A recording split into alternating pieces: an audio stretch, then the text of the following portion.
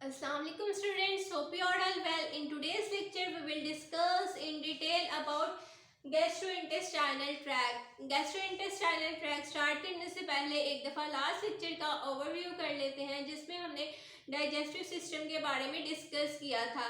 Digestive system में सबसे पहले डाइजेशन बेसिकली क्या होता है, जो हम लोग फूड इनटेक करते हैं उसको सिंपलर स्मॉलर सब्सटेंसेस में हमारा डाइजेस्टिव सिस्टम उसको कन्वर्ट करता है। देन उसमें से जो न्यूट्रिएंट्स होते हैं वो हमारी बॉडी में, ब्लड में, टिश्यूज में एब्जॉर्ब होते हैं और जो इनडाइजेस्टिबल मटेरियल होता है वो हमारी बॉडी से एक्सक्रीट आउट हो जाता है। इसके अलावा हमने डिफरेंट फंक्शंस पढ़े थे डाइजेस्टिव सिस्टम में, जिसमें हमने पढ़ा था कि हम लोग सबसे पहले फूड को इनटेक करते हैं, वो हमारे टीथ की हेल्प से और डिफरेंट स्मॉलर पार्टिकल्स में कन्वर्ट होता है। स्लाइवा की हेल्प से हम लोग उसको फेरिंग्स की तरफ पुश करते हैं, देन वो हमारे डिफरेंट डाइजेस्टिव ऑर्गन्स तक जाता है, उसकी डाइजेशन होती है with the help of different enzymes. और उसके बाद हमने पढ़ा था कि जो भी न्यूट्रिएंट्स वगैरह होते हैं वो हमारे ब्लड में, टिश्यूज़ में या जिन भी ऑर्गन्स में एब्जॉर्प्शन होनी हो, जिसको न्यूट्रिएंट्स की नीड हो, वहाँ भी जाकर इनकी एब्जॉर्प्शन होती है और जो इनडाइजेस्टिबल मटेरियल है वो हमारी बॉडी से एक्सक्रीट आउट हो जाता है। इसके अलावा हमने डिस्कस किया था जो हमारा डाइजेस्टिव सिस्टम होता है वो बेसिकली 3 चीज़ों से बना होता है। इसमें हमारे पास आ जाता है गैस्ट्रोइंटेस्टाइनल ट्रैक्ट, एलिमेंट्री कैनाल और different accessory organs. Gastrointestinal tract के बारे में हमने इन डिटेल डिस्कस किया था। जो गैस्ट्रोइंटेस्टाइनल ट्रैक है वो बेसिकली 30 फीट की एक लॉन्ग ट्यूब होती है जो कि हमारे माउथ से स्टार्ट होती है और एनएस तक जा रही होती है। इसके अलावा एलिमेंट्री कैनाल भी एक लॉन्ग ट्यूब होती है जो कि हमारे माउथ से स्टार्ट होती है और एनएस तक जा रही होती है।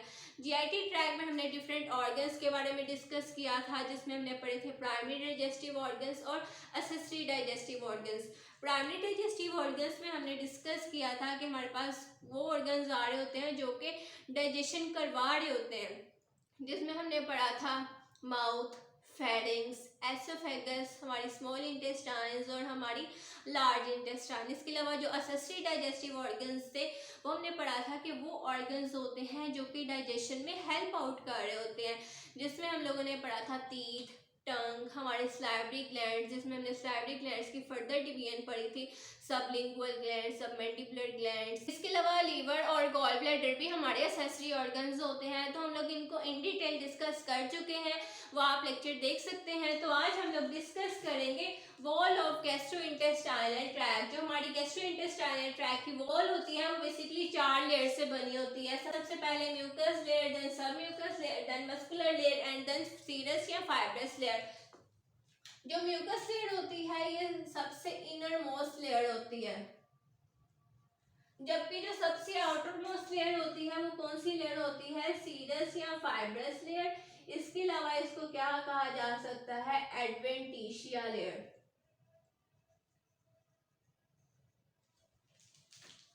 सबसे पहले हम लोग डिस्कस कर लेते हैं म्यूकस लेयर को, जो कि इनर मोस्ट लेयर होती है और ये फेस कर रही होती है कैविटी ऑफ जीआईटी को। कुछ इस तरह से हमारे पास ये होती है।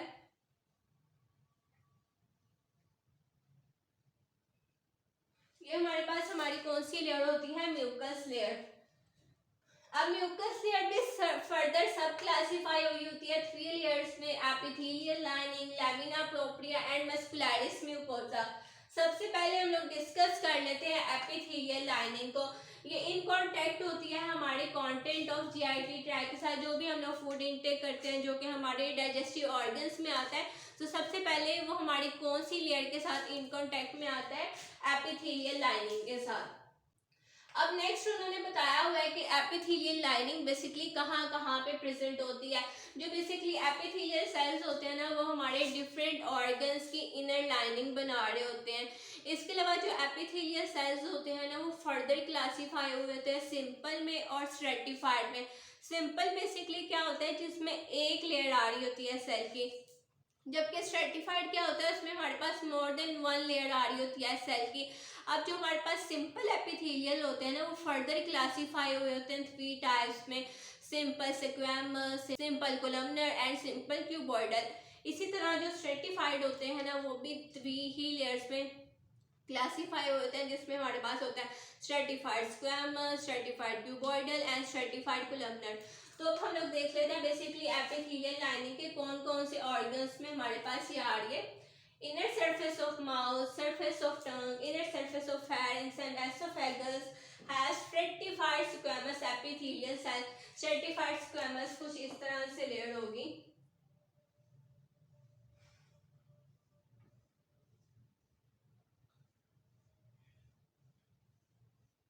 मतलब कि इसमें हमारे पास मोर देन वन लेयर आ रही होती है सेल की जो स्ट्रेटिफाइड होता है।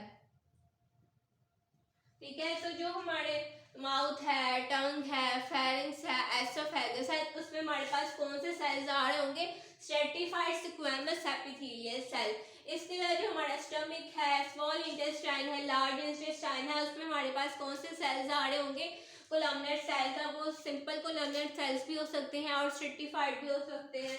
वो कुछ इस तरह से होंगे, इस तरह से।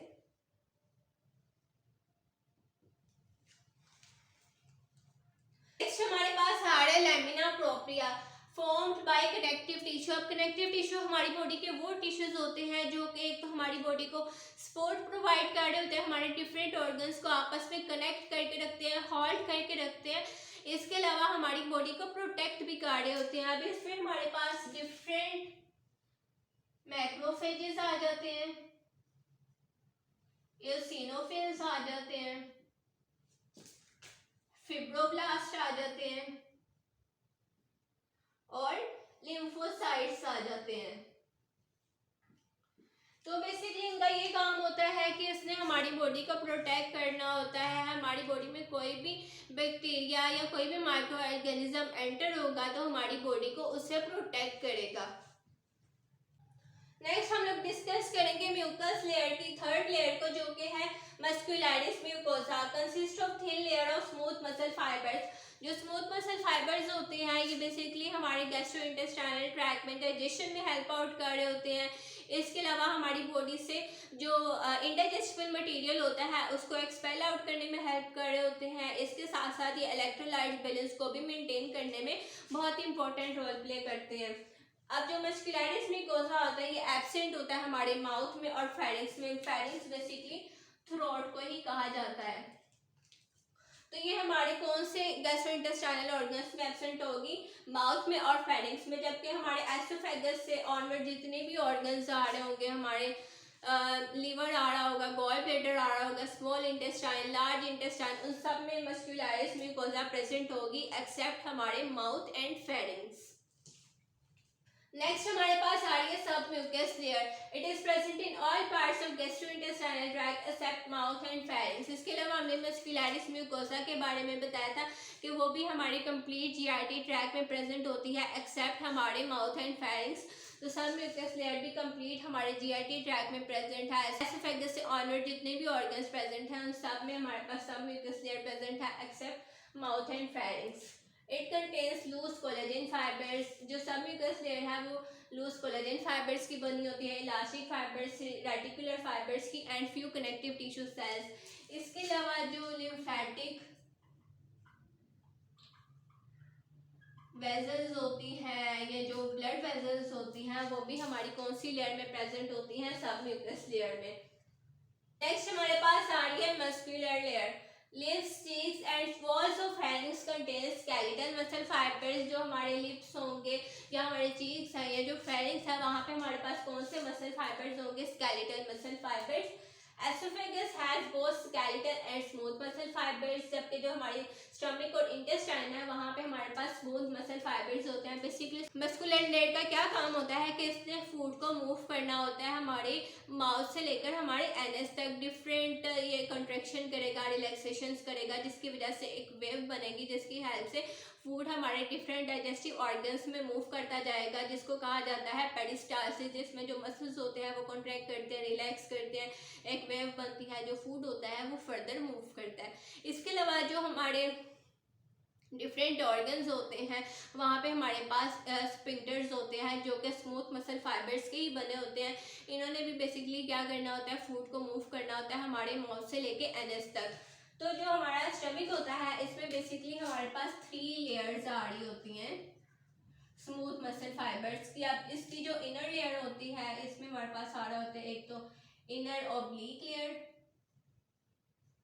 इसके अलावा इसमें हमारे पास आ रही होती है मिडल सर्कुलर लेयर। इसके अलावा हमारे पास इसमें लास्ट पे जो आउटर लेयर आ रही होती है वो है आउटर लॉन्गिट्यूडिनल लेयर। इसके अलावा जो इंटेस्टाइन होती है उसमें हमारे पास दो लेयर्स आ रही होती है स्मूथ मसल फाइबर्स की। जो इनर लेयर होती है वो होती है सर्कुलर, जबकि जो आउटर लेयर होती है वो इसमें हमारे पास होती है लॉन्गिट्यूडनल। डायग्रामेटिकली देखें तो सबसे पहले हमारे पास आ रही होती है इस तरह से म्यूकस लेयर। उसके बाद हमारे पास यहाँ पे आ रही होती है इस तरह से सब म्यूकस लेयर। इसके अलावा यहाँ पे हमारे पास आ रही होती है लॉन्गिट्यूडिनल लेयर, जो कि कुछ इस तरह से होती है लॉन्गिट्यूडिनल लेयर। इसके अलावा यहाँ पे हमारे पास कौन सी लेयर होती है, सर्कुलर लेयर। नेक्स्ट हमारे पास लास्ट लेयर आ रही है जो कि आउटर मोस्ट लेयर है, वो हमारे पास है सीरस या फिब्रस लेयर। जिसके अलावा हमने इसे कहा था, इसे क्या कहा जा सकता है, एडवेंटिशिया।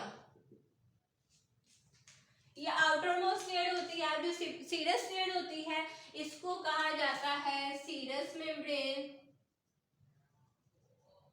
या फिर इसको सिरोसा भी कहा जा सकता है।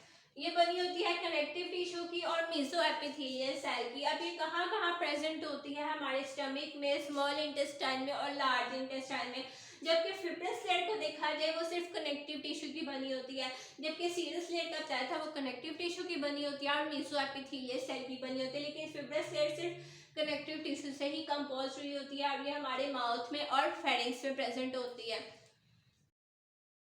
So that's all about today's lecture. Hope so you have understood this lecture. If you have any curious question, you can ask me on Instagram or description box.